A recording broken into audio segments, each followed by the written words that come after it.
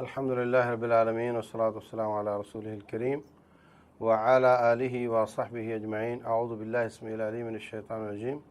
قال اللہ سبحانہ وتعالی ظہر الفساد فی البر والبحر بما کسبت ایدی الناس لیذیقہم بعض الذی عملوا.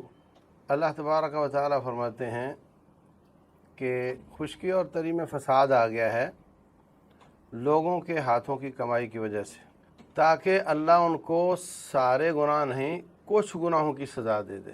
دوسرے مقام پر بھی اللہ تبارک و تعالیٰ نے اسی طرح کا مفہوم بیان کیا ہے کہ کچھ گناہوں کی سزا کے طور پہ یہ کچھ ہو رہا ہے، جو کچھ دنیا میں فساد آ رہا ہے، باقی گناہوں کو اللہ تعالیٰ معاف کرا ویعفو عن کثیر. اور تیسرے مقام پر اللہ تعالیٰ فرماتے ہیں قل هو القادر على ان يبعث عليكم عذابا من فوقكم. اللہ تعالیٰ اس بات پر قادر ہے کہ اوپر سے عذاب لے آئے، او من تحت ارجلکم، یا نیچے سے عذاب پھوٹ پڑے، او یلبسکم شیعا ویذیق بعضکم بعض بعض، یا تمہیں اللہ تعالیٰ ٹکڑے ٹکڑے کر دے اور ایک دوسرے سے لڑا کر کے تمہیں ایک دوسرے کی سزا دے دے. یہ سب اللہ تعالیٰ کر سکتا ہے. آج ہم دیکھتے ہیں اپنے ملک کی صورتحال، تو ہمیں یہ تینوں قسم کے عذاب جو اللہ تعالیٰ نے بیان فرمائے ہیں آتے ہوئے نظر آتے ہیں. خشک سالی تھی، لوگ جا رہے تھے تھر پارکر میں، چولستان میں، جی یہاں خشک سالی ہے، جانور مر رہے ہیں، وہ بھی ایک عذاب تھا. پھر بارشیں اتنی آئیں کہ بہا لے گئیں سب کچھ، یہ بھی ایک عذاب ہے. نیچے سے بھی عذاب ہے، اوپر سے بھی عذاب ہے. اور حکومت اور اپوزیشن پارٹیاں آپس میں لڑ رہی ہیں اور لڑ کے مر رہی ہیں، اور ان کو عوام کی فکر نہیں ہے. یہ بھی ایک عذاب ہے، اور یہ بھی ہمیں اپنے ملک میں نظر آتا ہے. کتنی بے حسی ہے. آپ دیکھتے ہیں کہ حکومت کی پریورٹی اس وقت یہ ہے کہ کس طرح اپوزیشن کو پکڑا جائے اور ان کو جیل میں ڈالا جائے. ان کی پریورٹی یہ ہے کہ ادھر کے لوگ جو ادھر آئے ہم ان کو پکڑ لیں گے، ہم ان کو جیل میں ڈال دیں گے. اور بیچ میں پس رہے ہیں وہ عوام، پس رہے ہیں. ان کی اتنی بری حالت ہے، اللہ معاف کرے. معصوم بچے مڈ میں اٹے ہوئے، معصوم بلکہ بعض لوگوں کی زچگی مڈ میں ہو رہی ہے. اللہ المستعان. تو اللہ تبارک و تعالیٰ نے اپنے عذاب کی تینوں شکلیں بیان کی ہیں، اور تینوں شکلیں ہمارے بیچ میں موجود ہیں، اور اس کی وجہ اللہ تعالیٰ کی بغاوت ہے، اللہ تعالیٰ کی نافرمانی ہے.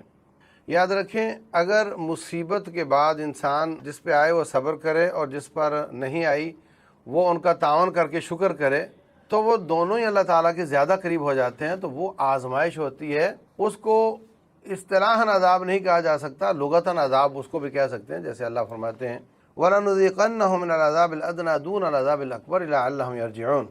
ہم ان کو بڑے عذاب سے پہلے چھوٹے عذاب کے ساتھ پکڑیں گے تاکہ یہ واپس آ جائیں. تو یہ جو پٹائی ہے تاکہ یہ واپس آ جائیں، توبہ کر لیں، یہ تو انسان کے فائدے کی چیز ہے، یہ تو خیر خواہی والی بات ہے. تو یہ آزمائش کہلائے گی، اور لغوی طور پہ اس کو اللہ تعالیٰ نے بھی عذاب ہی کہا ہے. اور ایک وہ ہے جو اصطلاحی طور پر بھی عذاب ہے، وہ یہ کہ جس کے بعد لوگ اللہ تعالیٰ سے اور دور ہو جائیں. اللہ تعالیٰ کی سزا آئی اور بندے اور رب سے دور ہو گئے. اس وقت ہمارے ساتھ کچھ اس طرح کی صورتحال نظر آ رہی. 2005 میں زلزلہ آیا تھا تو کچھ لوگ اللہ کے قریب ہوئے، کچھ اللہ سے دور ہوئے. کتنے لوگوں کو ہم کہتے تھے کہ آؤ نماز اذان ہو گئی، نماز پڑھیں، تو وہ کہتے تھے اس رب نے تو ہمارے ساتھ اچھا نہیں کیا، ہم تو اس کی نماز نہیں پڑھتے. اس طرح بولتے تھے. تو وہ اللہ تعالیٰ سے اور دور ہو گئے. اور اللہ تو غنی ہے، بے پرواہ ہے، اس کو تو کسی کی پرواہ نہیں ہے. ساری کائنات تباہ ہو جائے تو اس کو کیا فکر ہے.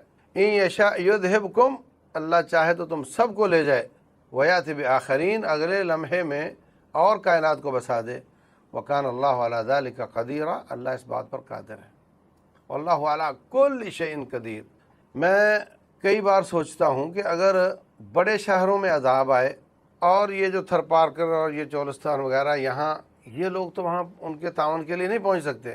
تو اللہ تبارک و تعالیٰ کا یہ بھی ایک فضل ہے کہ آزمائشیں ان شہروں میں آتی ہیں، اور وہ پیسے والے لوگ وہاں پہنچ کر ان کا تعاون کر دیتے ہیں. تو اللہ تعالیٰ ان سے بھی راضی ہو جاتا ہے، ان کے صبر پر ان سے بھی راضی ہو جاتا ہے. رسول اللہ صلی اللہ علیہ وسلم فرماتے ہیں مومن کا معاملہ بہت عجیب ہے. اگر اس کو تکلیف پہنچتی ہے تو اس پر وہ صبر کرتا ہے، تو وہ بھی اس کے لیے اچھا ہی ہوتا ہے. اور اگر اس کو کوئی آسانی ملتی ہے، آسودگی ملتی ہے، خوشی ملتی ہے، اس پر وہ شکر کرتا اور اس نعمت کو اللہ کی مرضی میں استعمال کر کے رب کو خوش کر لیتا ہے، تو وہ بھی اس کے لیے اچھا ہی ہوتا ہے.